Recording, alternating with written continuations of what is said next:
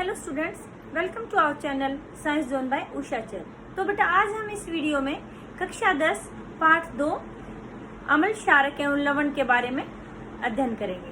तो हमने इस पाठ की पहले 3 वीडियो बनाई हुई है। तो इस वीडियो में हम हमारा जो पाठ का छोटा सा पोर्शन बच गया है लवण के बारे में, तो लवण जो होते हैं उनके बारे में अध्ययन करेंगे। यानी कि हमने अम्ल के बारे में अध्ययन कर चुके हैं, क्षारक के बारे में कर चुके हैं। अब बात आती है कि भी लवण के बारे में विस्तृत जानकारी के लिए आज हम इस वीडियो में अच्छे से चर्चा करेंगे। तो पहली बात आती है कि लवण परिवार क्या होता है बेटे। लवण जो होते हैं आपके 2 चीजों से मिलकर बने हैं। आपने आयन शब्द आया था। आयन 2 प्रकार के थे, कौन कौन से? आयन 2 प्रकार के होते हैं, कौन कौन से? धनायन और ऋणायन। धनायन मतलब जिनके ऊपर प्लस का चार्ज हो और जिनके ऊपर माइनस का हो वो हो गए ऋणायन हो गए। तो यानी कि आयन्स क्या होते हैं? किसी भी उसके ऊपर जब कोई चार्ज होता, आवेश होता है तो उसको बोलते हैं आयन। फिर जिसके ऊपर प्लस आवेश हो तो उसको बोलेंगे धनायन, जिसके ऊपर माइनस का हो उसको बोलेंगे ऋणायन। तो जो लवण बनता है बेटे, धनायन और ऋणायन दोनों से मिलकर के क्या बनता है? लवण बनता है। तो यानी कि आयन के 2 पार्ट हो गए, धन भाग और ऋण भाग। तो मान लो कई सारे लवण है हमारे पास जिनका धन भाग समान है। जैसे धन भाग, जैसे अब हम बात करें कि भी हमने कह दिया सोडियम क्लोराइड,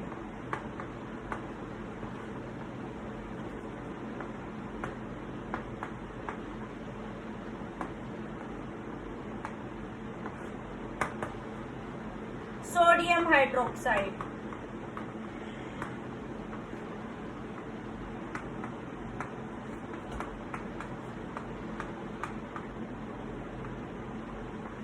सोडियम कार्बोनेट,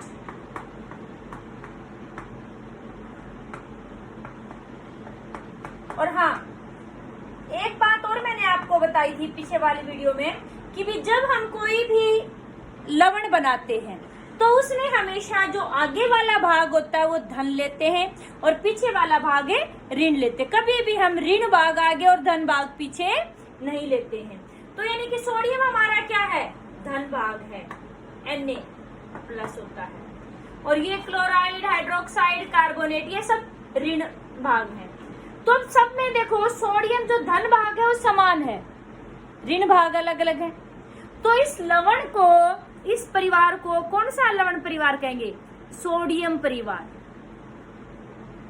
तो यानी कि जब किन्हीं लवणों में या तो धन भाग या ऋण भाग समान हो तो उस लवणों के समूह को हम क्या कहेंगे?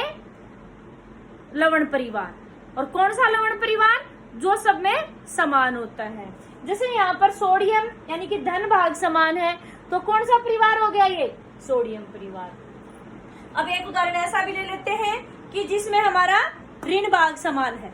ठीक है, तो ऋण भाग जिसमें समान होगा, जैसे हमने उदाहरण दिया कि भाई मान लो हमने कह दिया कि भी सोडियम क्लोराइड, पोटाशियम क्लोराइड और कैल्शियम क्लोराइड और आपने मैग्नीशियम क्लोराइड।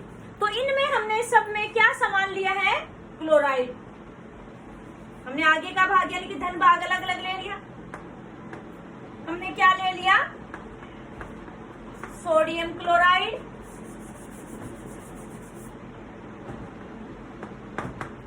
पोटेशियम क्लोराइड और हमने ले लिया एल्यूमिनियम क्लोराइड,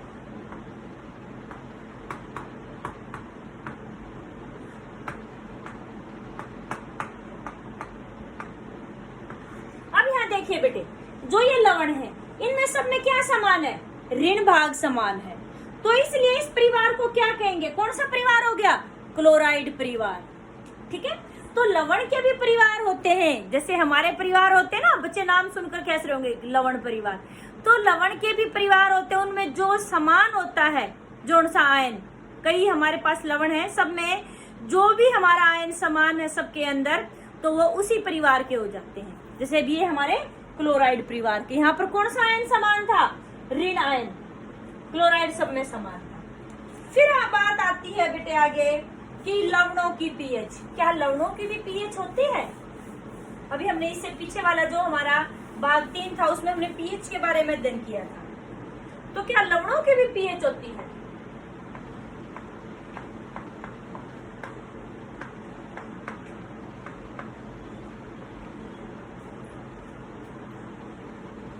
बिल्कुल होती है। अब देखो, जैसे हम इससे पीछे वाले भाग में हमने प्रबल अम्ल, प्रबल क्षारक, दुर्बल अम्ल, दुर्बल क्षारक की बात की थी। और आपने उदासीनीकरण अभिक्रिया में पढ़ा हुआ है कि अम्ल और क्षारक परस्पर अभिक्रिया करते तो क्या बनाते हैं? लवण प्लस जल। तो यानी कि लवण किससे बने? अम्ल और क्षारक की अभिक्रिया से बनते हैं लवण। अब बात यह आती है कि मान लो हमने अम्ल भी प्रबल ले लिया, क्षारक भी प्रबल ले लिया, तो जो अम्ल बनेगा, सॉरी लवण बनेगा, वो कैसा होगा? उदासीन। ठीक है। जैसे हमने HCl प्रबल अम्ल होता है हमारा, जो पोटेशियम हाइड्रोक्साइड है ये प्रबल क्षार होता है हमारा, प्रबल क्षार। तो जब इनमें अभिक्रिया होगी तो क्या बन जाएगा? एक तो हमने कह रखा है कि जल निकल जाता है, और एक हमारा बाकी का क्या बन जाएगा? लवण बन जाएगा, KCl, पोटेशियम क्लोराइड। तो जो ये है, ये प्रबल अम्ल और प्रबल क्षारक से अभिक्रिया करने के बाद बना है ये लवण हमारा। तो इसलिए ये इसकी पीएच कितनी होगी? पीएच 7 मिलेगी, यानी कि ये उदासीन होगा। लेकिन क्या सभी लवण उदासीन होते हैं? अम्ल और क्षारक से तो बनते हैं? नहीं, वो डिपेंड करता है हमारा कि भी हमने कौन सा प्रबल लिया, कौन सा दुर्बल लिया है। अम्ल हम प्रबल ले लेते हैं, क्षारक हम दुर्बल ले लेते हैं, तो जो अम्ल बनेगा वो कैसा बनेगा? अम्लीय। या फिर हम अम्ल दुर्बल ले लेते हैं, क्षारक प्रबल ले लेते हैं, तो हमारा जो लवण बनेगा वो कैसा होगा? क्षारीय प्रकृति का। ठीक है। तो निर्भर करता है कि जो अम्ल और क्षारक जो परस्पर अभिक्रिया कर रहे हैं उनमें से कौन सा प्रबल और कौन सा दुर्बल है। जो हम प्रबल लेंगे तो वही उसी मतलब प्रकृति का हमारा लवण बनेगा। दोनों ही दुर्बल लेते हैं तो उदासीन हो जाएगा, दोनों ही प्रबल लेते हैं तो हमारा उदासीन हो जाएगा।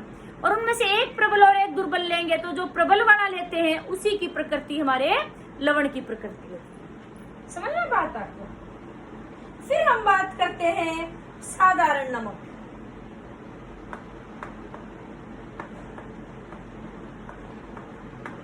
साधारण नमक को का सूत्र क्या होता है? NaCl, मतलब सोडियम क्लोराइड। देखो बेटे, आपके में कुछ यौगिक दिए हुए हैं इस पार्ट 2 में, उनके आपको सूत्र भी पता होना चाहिए, रासायनिक नाम भी पता होना चाहिए, साधारण नाम भी पता होना चाहिए। साधारण नाम हो गया साधारण नमक, इसका रासायनिक नाम हो गया सोडियम क्लोराइड, और इसका सूत्र हो गया NaCl। जो साधारण नमक है इसको टेबल सॉल्ट भी कहा जाता है।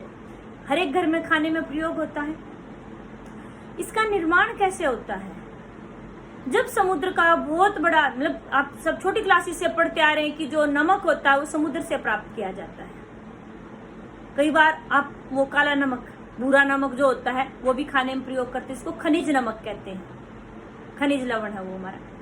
वो खनिज नमक कैसे बनता है? कि हजारों करोड़ों साल लगते हैं उसको बनने में। जब समुद्र का बहुत बड़ा भाग सूख जाता अपने आप, तो उसमें जो लवण थी, अशुद्धियां थी, वो उसके साथ सूख जाती हैं और वो फिर उसमें दरारें आ जाती हैं, तो वहां पर नमक के खोद करके निकाला जाता है। तो वो हमारा खनिज नमक है, भूरे रंग का होता है। भूरा रंग क्यों होता है? उसमें अशुद्धियां भी होती हैं बहुत सारी। फिर जो हमारा साधारण नमक है ये कैसे मिलता है? कि समुद्र का पानी जब किनारे पर आता है लहरों के साथ, तो वहां पर बहुत बड़े बड़े जो क्यारियां बनाई जाती है, उसमें पानी रोक दिया जाता है समुद्र का, और वहां पर जब सूर्य का प्रकाश, तेज प्रकाश आती है, बहुत तेज धूप आती है, तो उसमें वो वाष्पन अभिक्रिया होती है और हमारा नमक नीचे रह जाता है। और फिर फैक्ट्रियों में विभिन्न प्रक्रियाओं के द्वारा उसको शुद्ध किया जाता है और खाने के लिए भेज दिया जाता है लोगों के पास। अच्छा, नमक के लिए एक आंदोलन हुआ था, याद है आपको? दांडी यात्रा हुई थी कब? 1930 में महात्मा गांधी ने की थी, जब अंग्रेजी सरकार ने नमक के ऊपर कर लगा दिया था। तो उसका विरोध जताने के लिए महात्मा गांधी ने 1930 में नमक आंदोलन छेड़ा था। अब इसको दांडी यात्रा के नाम से भी क्यों? गुजरात में एक गांव है दांडी, तो वहां से यात्रा शुरू की थी, तो इसलिए इसको दांडी यात्रा भी कहा जाता है। फिर आगे बात आती है बेटे कि जो साधारण नमक है हमारा, ये किन किन दूसरे रसायनों में प्रयोग किया जाता है। ठीक है, जैसे सोडियम, यानी कि आपसे पूछा जाए साधारण नमक से कौन कौन से पदार्थ बनाए जाते हैं, उनमें कच्चे पदार्थ के रूप में प्रयोग किया जाता है किन किन के निर्माण में। तो सबसे पहले आता है सोडियम हाइड्रोक्साइड।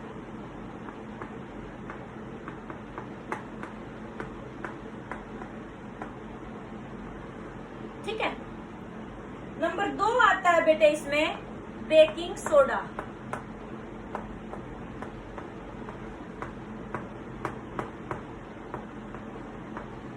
नंबर 3 आता है बेटे इसमें वॉशिंग सोडा।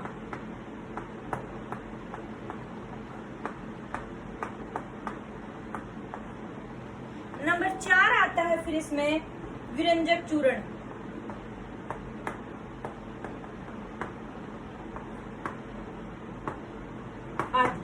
मतलब ऐसे आप कुछ उदाहरण याद होने चाहिए कि कौन कौन से ऐसे 2 या 3 पदार्थों के नाम बताइए जिनमें साधारण नमक को कच्चे पदार्थ के रूप में उपयोग किया जाता है जिनके निर्माण में। तो आप ये उदाहरण बता सकते हैं। तो सबसे पहले हम बात करेंगे सोडियम हाइड्रोक्साइड के बारे में कि सोडियम हाइड्रोक्साइड का निर्माण कैसे होता है।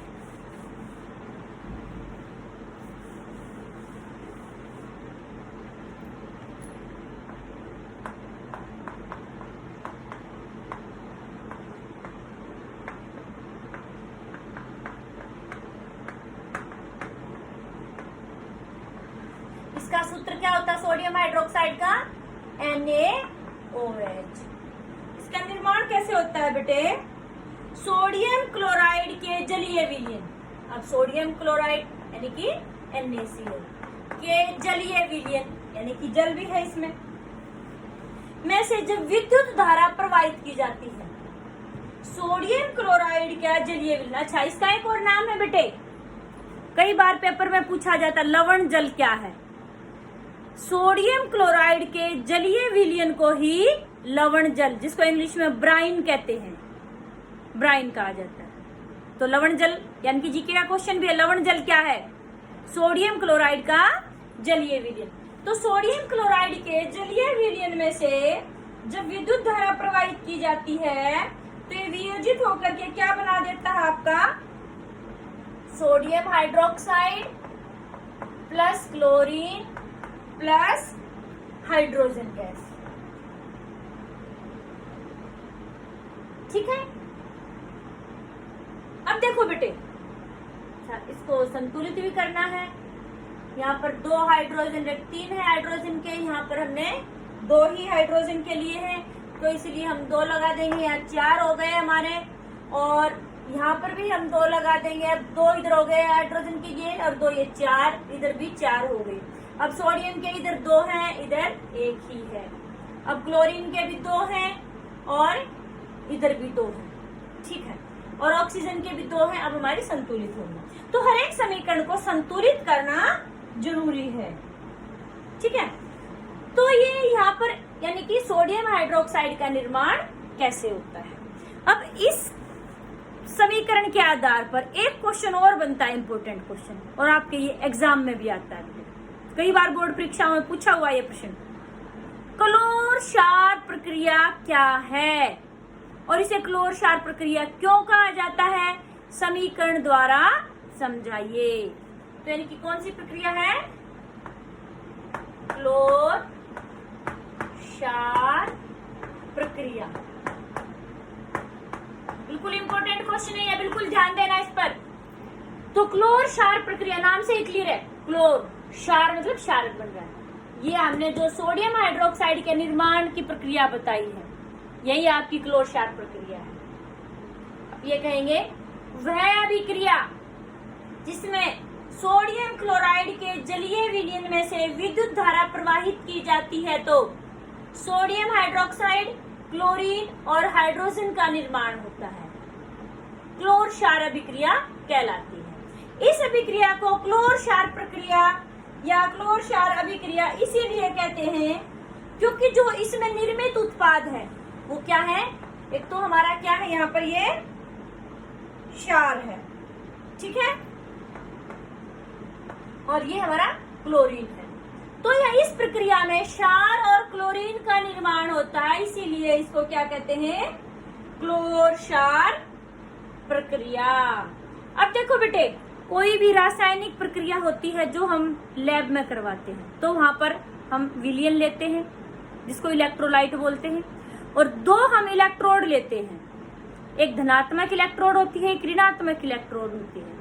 आपने छोटी क्लासेस में पढ़ा हुआ है कि बैटरी के भी दो सिरे होते हैं, एक धन टर्मिनल और एक ऋण टर्मिनल। ऐसे ही जो हम इलेक्ट्रोड लेते हैं वो भी दो होती है, एक धन टर्मिनल वाली और एक ऋण टर्मिनल वाली। जो धन टर्मिनल वाली होती है उस पर क्लोरीन यानी कि जो एनोड है बेटे, तो एक को हम बोलते हैं एनोड और एक को बोलते हैं कैथोड। एनोड पर हमारा ये पूछा भी जाता है क्लोर क्षार प्रक्रिया में कौन सी इलेक्ट्रोड पर क्या बनता है, जो क्लोरीन गैस है वो एनोड पर बनती है और जो हाइड्रोजन गैस है वो कैथोड पर बनती है। कैथोड जो ये आपका सोडियम हाइड्रोक्साइड है बेटे, ये भी हमारा कैथोड पर ही बनता है। समझ में आई बात? तो इनकी क्लोर क्षार प्रक्रिया में जो उत्पाद बनते हैं तीन हो गए, क्लोरीन, हाइड्रोजन और सोडियम हाइड्रोक्साइड। क्लोरीन आपका एनोड पर बन रहा है, हाइड्रोजन और सोडियम हाइड्रोक्साइड आपके कैथोड पर बन रहे हैं। जो तीन उत्पाद बन रहे तीनों ही उपयोगी हैं, इनसे विभिन्न उत्पादों का निर्माण किया जाता है। एक बार हम फिर इनके बारे में कर लेते हैं। जो क्लोरीन है बेटे, क्लोरीन का जो प्रयोग है कहाँ कहाँ किया जाता है, ईंधन के रूप में किया जाता है, खाद के लिए जो अमोनिया का निर्माण होता है उसमें भी आपका जो होता है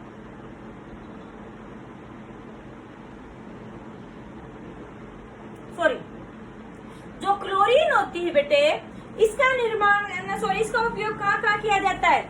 आपने देखा होगा जब जल को स्वच्छ करने में कहते क्लोरीन की टैबलेट डाली गई है, तो जो क्लोरीन की जो यानी कि जल को स्वच्छ करने में क्लोरीन का निर्माण, क्लोरीन का प्रयोग होता है। स्विमिंग पूल में भी क्लोरीन को डाला जाता है जिससे कि उसके अंदर कोई रोगाणु ना रहे। और जो पीवीसी है, पॉलीविनाइल क्लोराइड, वहां पर भी क्लोरीन का उपयोग किया जाता है। सीएफसी में भी, सीएफसी क्या होता है, क्लोरोफ्लोरोकार्बन, उसमें भी आपके क्लोरीन का प्रयोग किया जाता है।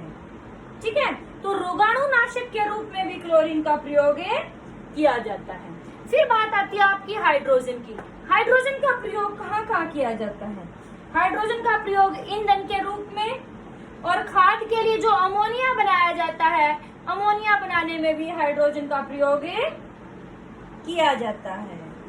फिर बात आती है कि जो सोडियम हाइड्रोक्साइड है NaOH, इसका प्रयोग कहाँ किया जाता है।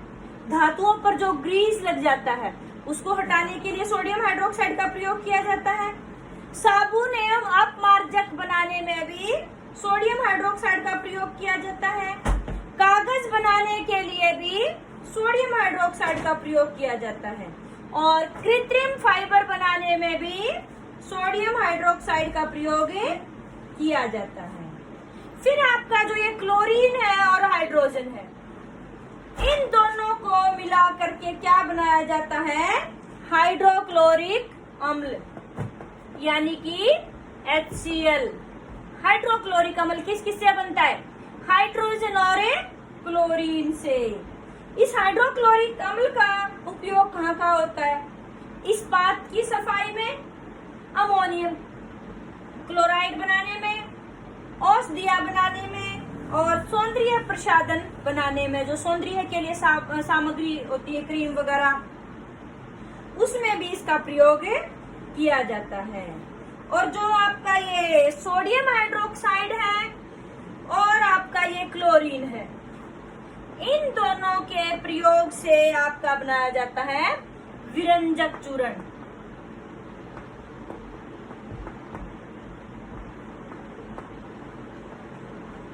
इसके बारे में अभी हम आगे पढ़ेंगे, ठीक है। फिर आगे बात आती है बेटे आपकी कि भी विरंजक चूर्ण क्या होता है, इसके बारे में अध्ययन करेंगे हम।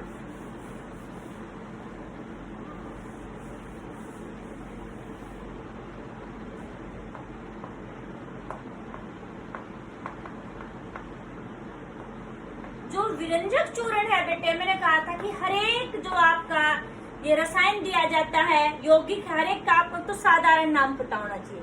साधारण नाम हो गया विरंजक चूर्ण, इसका सूत्र हो गया CaOCl2, ये इसका बन गया सूत्र।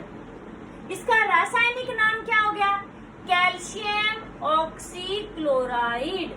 आपसे पूछ सकते हैं कि जो विरंजक चूर्ण है, ब्लीचिंग पाउडर जिसको कहते हैं, उसका साधारण नाम क्या हो गया, ब्लीचिंग पाउडर या विरंजक चूर्ण, और उसका रासायनिक नाम हो गया कैल्शियम ऑक्सीक्लोराइड। सूत्र हो गया CaOCl2। फिर हर एक का आपको निर्माण प्रक्रिया भी करनी है कि भी उसका निर्माण कैसे होता है। कैसे होता है बेटे, जो कैल्शियम हाइड्रोक्साइड है यानी कि शुष्क बुझा हुआ चूना, वैसे तो इसका नाम कैल्शियम हाइड्रोक्साइड होती है, लेकिन इसका साधारण नाम इसको क्या बोलते, शुष्क बुझा हुआ चूना।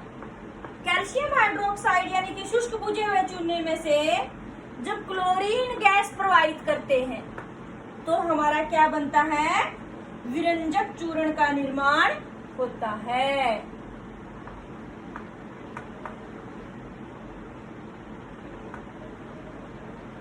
ठीक है बेटे, तो इसका निर्माण कैसे हुआ, शुष्क कैल्शियम हाइड्रोक्साइड में से जब क्लोरीन गैस प्रवाहित की जाती है तो हमारे विरंजक चूर्ण का निर्माण होता है। फिर साथ के साथ हम इनका उपयोग भी करेंगे हर एक के। विरंजक चूर्ण का उपयोग कहाँ होता है, वस्त्र उद्योग में। विरंजक चूर्ण का उपयोग सूती एवं लिनन के विरंजन के लिए कागज की फैक्ट्री में, यानी कि वस्त्र उद्योग में, कागज की फैक्ट्री में, और जो लॉन्ड्री में कपड़ों की सफाई के लिए भी विरंजक चूर्ण का प्रयोग होता है। कई रासायनिक उद्योगों में एक उपचायक के रूप में भी इसका प्रयोग होता है, और पीने के पानी को रोगाणु मुक्त करने के लिए भी विरंजक चूर्ण का प्रयोग किया जाता है। फिर अगला जो है आपका यौगिक, वो है आपका बेकिंग सोडा। ये नाम तो आपने बहुत बार सुना होगा, बेकिंग सोडा, क्योंकि ये हर एक घर में मिलता है। ये मम्मी जब करारे पकोड़े बनाती है तो उसमें भी बेकिंग सोडा डालती है। कई बार खाना जल्दी बनाना, जैसे छोले वगैरह, राजमा वगैरह देर से गलते हैं तो उनको जल्दी गलाने के लिए बेकिंग सोडा डाला जाता है। तो बेकिंग सोडे का सूत्र क्या होता है, NaHCO3। इसका रासायनिक नाम क्या हो गया, सोडियम हाइड्रोजन कार्बोनेट। ठीक है, अब इसका निर्माण कैसे होता है, सोडियम हाइड्रोजन कार्बोनेट यानी कि बेकिंग सोडा जो है बेटे, इसके निर्माण के लिए सोडियम क्लोराइड को एक कच्चे पदार्थ के रूप में लेते हैं। इसके लिए समीकरण आती है, वो ज्यादा डिटेल से आप बड़ी कक्षाओं में पढ़ेंगे, सिर्फ आपको यहाँ पे समीकरण याद करनी है। सोडियम क्लोराइड का जलीय विलयन ले लिया हमने, और उसमें से CO2 गैस और अमोनिया की अभिक्रिया करवाई, तो हमारा क्या बनता है, अमोनियम क्लोराइड और सोडियम हाइड्रोजन कार्बोनेट।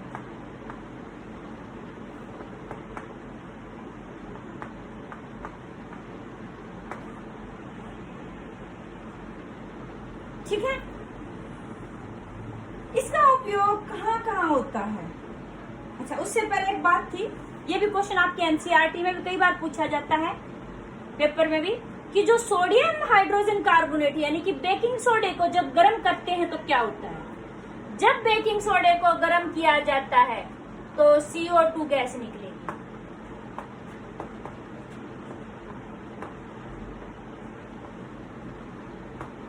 ये जो ऊपर ट्रायंगल बनाते हैं ना, तो ये किसका साइन होता है, ऊष्मा का, और हमारा क्या बन जाएगा, ये Na2CO3 plus H2O plus CO2। ठीक है। जो आपका बेकिंग सोडा है बेटे, इसकी प्रकृति कैसी होती है, क्षारीय प्रकृति होती है, यानी कि गर्म करने पर ये इसीलिए सॉफ्ट बनता है हमारा खाना, इसीलिए जल्दी पकता है, क्योंकि यहाँ पर CO2 गैस निकलती है। अब इसका उपयोग कहाँ होता है, एक तो बेकिंग पाउडर बनाने में। बेकिंग पाउडर किससे बनता है, जो हमारा बेकिंग सोडा और उसमें टार्टरिक अम्ल जैसा कुछ पदार्थ मिलाया जाता है, उससे हमारा क्या बनेगा, बेकिंग पाउडर बनेगा। जब बेकिंग पाउडर को गर्म किया जाता है तो वहां पर भी क्या निकलेगा, हमारा CO2 गैस और जल और अम्ल का सोडियम लवण। जो आपके बेकरी वाले होते हैं बेटे, वो भी केक बनाने के लिए, पाव बनाने के लिए किसका प्रयोग करते हैं, बेकिंग पाउडर का। ये आपका एनसीईआरटी का क्वेश्चन भी है कि एक बेकरी वाला है, केक बना रहा था, तो केक साइज में छोटा बना, तो क्या डालना भूल गया, बेकिंग सोडा डालना भूल गया, यानी कि बेकिंग पाउडर नहीं डाला है। अब बेकिंग सोडा उसने डाल दिया, लेकिन जो केक है वो कड़वा बना है, क्या डालना भूल गया, वो टार्टरिक अम्ल। क्योंकि जो अभी मैंने कहा था कि बेकिंग सोडा है बेटा, क्षारीय प्रकृति का होता है। क्षार कैसे होते हैं, स्वाद में कड़वे होते हैं, अम्ल खट्टे होते हैं, तो दोनों अभिक्रिया करके उदासीन कर देते हैं। तो जो हमारा केक बनता है उदासीन प्रकृति का, न वो खट्टा होता है न वो कड़वा होता है। तो बेकिंग सोडा तो डाल दिया, लेकिन अम्ल नहीं डाला, टार्टरिक अम्ल, तो इसलिए वो केक कैसा हो जाएगा, उसका स्वाद थोड़ा थोड़ा कड़वा आएगा। तो इसलिए उसको फुलाने के लिए, स्पंजी बनाने के लिए क्या डाला जाता है उसमें, बेकिंग पाउडर, जो किसका मिक्सचर होता है, सोडे का और अम्ल का। ठीक है। फिर आगे बात आती है कि भी सोडियम, इसको जो हमारा बेकिंग सोडा है और कहाँ प्रयोग किया जाता है, एज ए एंटासिड भी प्रयोग किया जाता है। जब हमारे एसिडिटी ज्यादा हो जाती है तो हम बेकिंग सोडा ले लेते हैं थोड़ा सा पानी में घोल के, अभी बताया था क्षारीय प्रकृति का है, तो उसको उदासीन कर देता है और हमें तुरंत राहत मिलती है। और इसका प्रयोग सोडा अम्ल अग्निशामक में भी किया जाता है। फिर बात आती है कि सोडा अम्ल अग्निशामक क्या चीज है। अग्निशामक यंत्र तो वो होता है जो आग बुझाने में प्रयोग किया जाए, तो फिर इसका प्रयोग क्यों किया जाता है, वहां तो पानी तो है नहीं, क्या होता है बेटे, सोडा अम्ल अग्निशामक यंत्र बोला हमने, तो यानी कि उसमें अम्ल है। ये हमने अम्लों की विशेषता पढ़ी थी इसी पाठ में, जब अम्ल क्षारक अम्ल की विशेषता पढ़ रहे थे, कि जो अम्ल होते हैं बेटे धातु कार्बोनेट के साथ अभिक्रिया करके CO2 गैस उत्पन्न करते हैं। तो वहां पर जैसे सल्फ्यूरिक अम्ल हमने उसमें यंत्र में डाला हुआ है, जब वो अम्ल बेकिंग सोडा यानी कि धातु कार्बोनेट के साथ, सॉरी जो हमारा धातु सोडियम हाइड्रोजन कार्बोनेट है, इस कार्बोनेट के साथ अभिक्रिया करेगा तो CO2 गैस उत्पन्न करेगा। और आपको पता है CO2 गैस आग बुझाने में काम आती है।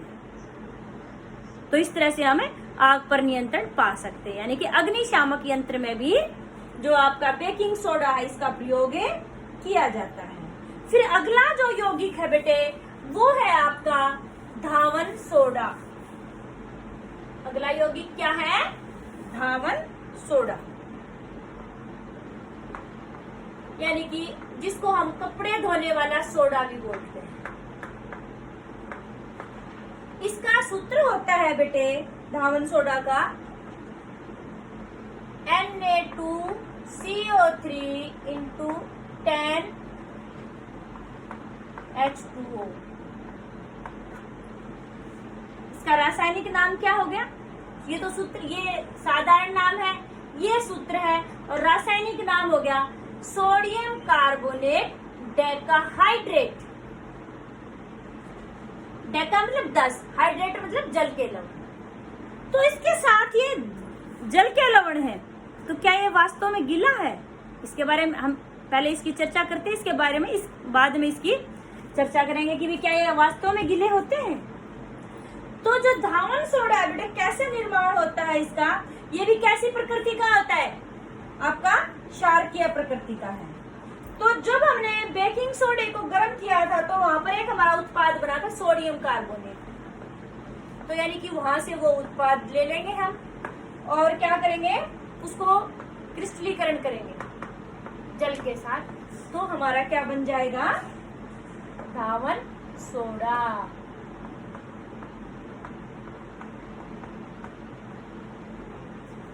अब इसका उपयोग कहाँ होता है? सोडियम कार्बोनेट का उपयोग कांच, साबुन एवं कागज उद्योग में होता है। दूसरा, इसका उपयोग जो होता है बेटे, बोरेक्स जैसे सोडियम यौगिक के उत्पादन में भी किया जाता है। इसका उपयोग घरों में साफ सफाई के लिए भी होता है और इसका उपयोग जल की स्थायी कठोरता, जो जल का खारापन होता है, दो तरह का होता है, एक स्थायी कठोर और एक अस्थायी कठोर। जो अस्थायी कठोरता होती है मतलब खारापन अस्थायी होता है, तो उसको हम गर्म करते हैं तो लवण हट जाते हैं और हमारा पानी मीठा हो जाता है, नॉर्मल पीने के लिए तैयार है। लेकिन जो स्थायी कठोरता है तो उसको हम कैसे करेंगे? गर्म करने से नहीं हटती है बेटे। स्थायी कठोरता को हम धावन सोडे के उपयोग से हटा सकते हैं। फिर बात आती है, अभी हमने कहा था कि इसके साथ जल के 10 अणु हैं, क्या ये वाकई में गीले हैं? नहीं। जैसे आपने कॉपर सल्फेट एक है CuSO4 × 5H2O होता है, उसके साथ आपने लैब में देखा होगा शायद।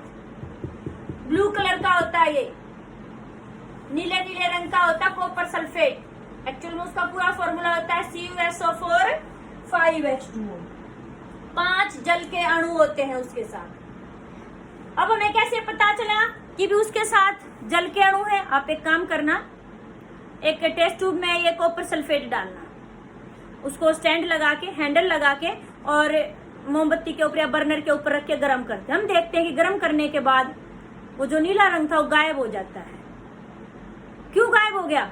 जो नीला रंग था वो जल के कारण से था। मान लो दोबारा उसमें पानी डाल देते, वो पहले सफेद हो गया था गर्म करने पर, फिर दोबारा नीले रंग का आ गया और हम उसको छू कर देखते हैं तो वो गीला नहीं है। जो नीले रंग का कॉपर सल्फेट था हमारा, वो तो सूखा है, यानी कि उसके सूत्र में ही है वो अणु, तो ये वास्तव में गीले नहीं होते। तो इसको बोलते हैं हम क्रिस्टलन का जल।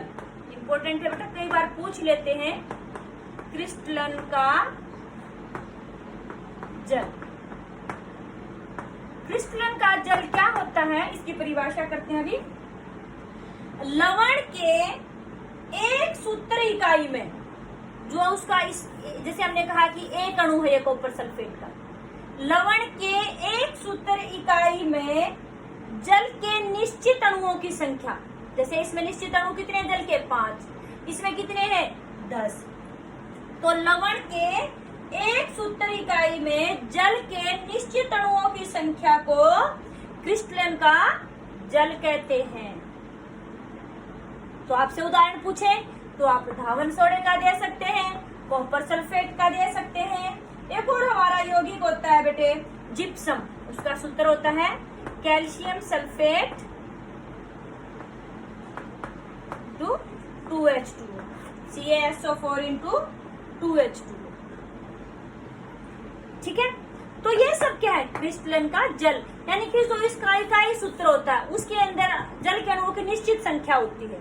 मान लो इसके अंदर से हम जल के अणुओं की संख्या घटा देंगे या बढ़ा देंगे तो हमारा ये लवण नहीं रहेगा, कुछ और बन जाएगा। ऐसा एक और है हमारा जिसमें क्रिस्टलन का जल होता है, वो है प्लास्टर ऑफ पेरिस। अभी हम प्लास्टर ऑफ पेरिस के बारे में पढ़ेंगे। ये प्लास्टर ऑफ पेरिस बहुत इंपॉर्टेंट है, ये परीक्षा में मोस्टली पूछा जाता है, पीओपी जिसको कहते हैं।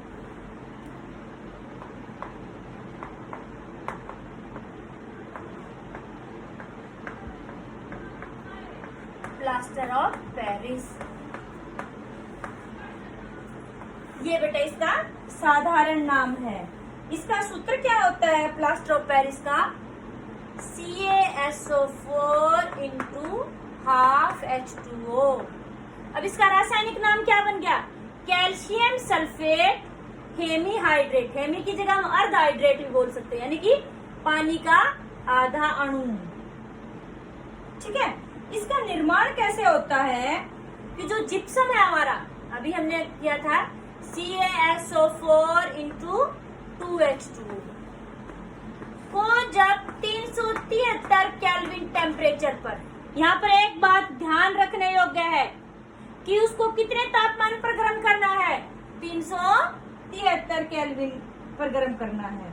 इससे अधिक तापमान पर मान लो हमने तापमान और अधिक बढ़ा दिया तो क्या हो जाएगा कि भाई जो हमारा ये आधा अणु है जल का इसके साथ वो भी उड़ जाएगा और फिर हमारा क्या बचेगा? खाली कैल्शियम सल्फेट बच जाएगा। फिर हमारा प्लास्टर ऑफ पेरिस नहीं बनेगा। तो हमारा यहाँ पर जब हम इसको जिप्सम को 373 केल्विन तापमान पर गर्म करते हैं तो हमारा क्या बन गया? Plaster of Paris. प्लस क्योंकि आधा अणु है इसके साथ तो 1.5 जो है अणु हमारा पानी का वो अलग निकल गया है। इसका उल्टा किया जाए अभिक्रिया को, जो हमारा प्लास्टर ऑफ पेरिस है इसमें हम जल मिला देते हैं। आपने देखा भी होगा कई बार किसी को चोट लगी हो हड्डी की तो डॉक्टर प्लास्टर करते हैं। तो प्लास्टर क्या होता है? यही पीओपी तो होता है प्लास्टर ऑफ पेरिस। आपने देखा होगा वो हल्का बिल्कुल व्हाइट कलर का आटे जैसा होता पाउडर सा। जब उस पर पानी डाल देते हैं थोड़ी देर में वो सूखने के बाद पत्थर जैसा हो जाता है। तो जल मिलाने पर प्लास्टर ऑफ पेरिस दोबारा क्या बन जाता है? जिप्सम बन जाता है। आपसे एक क्वेश्चन भी पूछा जाता है, प्लास्टर ऑफ पेरिस में जब जल मिला देते हैं तो क्या होता है? तो हमारा क्या हो जाएगा? दोबारा से जिप्सम बन जाएगा। फिर आता है कि भाई इसका उपयोग कहाँ कहाँ होता है। इसका उपयोग एक तो अभी बताया था डॉक्टर टूटी हुई हड्डियों को जोड़ने में करते हैं। और इसका उपयोग कहाँ होता है? आपने देखा होगा रोड पर कई बार वो खिलौने वाले होते हैं, बड़ी बड़ी तस्वीरें बनाते हैं, उसके ऊपर रंग करते हैं अलग अलग। पहले वो सफेद सी होती है, सांचे में डाल करके पीओपी को रखा जाता है और फिर वो वैसी आकार के खिलौने मूर्तियां बनाते हैं, उसके ऊपर फिर पेंट कर देते हैं। तो जो खिलौने वगैरह बनाए जाते हैं, मूर्तियां बनाई जाती है, किससे बनाए जाते हैं? पीओपी से। घरों में छत पर जो डिजाइन बनाया जाता है, फूल वगैरह इतने सुंदर सुंदर पीओपी करवाते हैं वो, वहां पर भी इसका प्रयोग होता है। ठीक है, और यानी कि सजावट के लिए, खिलौने बनाने के लिए, जो सतह को चिकना करने के लिए, टूटी हुई हड्डियों को जोड़ने के लिए किसका प्रयोग किया जाता है? प्लास्टर ऑफ पेरिस का। तो बेटा आपको जो आज ये यौगिक करवाए हैं, इन यौगिक के आपको क्या क्या याद करने हैं? एक तो आपको इनका हर एक का साधारण नाम पता होना चाहिए, हर एक का आपको रासायनिक नाम पता होना चाहिए, हर एक का आपको सूत्र पता होना चाहिए और हर एक को आपको जो निर्माण के लिए जो अभिक्रिया प्रयोग की जाती है कि इनका निर्माण कैसे होता है, कैसे बनाए जाते हैं, हर एक का आपको वो भी पता होना चाहिए और हर एक के आपको उपयोग भी पता होने चाहिए। कई बार पेपर में घुमाकर क्वेश्चन आता है, सीधा ऐसे नहीं पूछेंगे पीओपी। कई बार पूछ लेते हैं कि कोई यौगिक है जो जल की स्थायी कठोरता को हटाने में प्रयोग किया जाता है, उसका सूत्र क्या है, उसका निर्माण कैसे होता है और उसका रासायनिक नाम क्या है। अभी हमने पढ़ा था जल की स्थायी कठोरता को हटाने के लिए क्या प्रयोग किया जाता है? धावन सोडा। ऐसे ही कि कोई यौगिक है जिसका उपयोग डॉक्टर हड्डियों को जोड़ने में करते हैं, तो उसके बताइए कैसे बनता है? तो वो कौन हो गया? प्लास्टर। तो इस कहने का मतलब ये है बेटा आपको इनके उपयोग भी याद करने हैं। कई बार सीधा सीधा क्वेश्चन ना पूछ करके उपयोग से क्वेश्चन बनाकर पूछ लेते हैं। आपको वीडियो अच्छी लगी तो शेयर और लाइक जरूर करना और आपको कोई भी डाउट लगती है तो आप कमेंट करके पूछ सकते हैं। थैंक यू बेटा।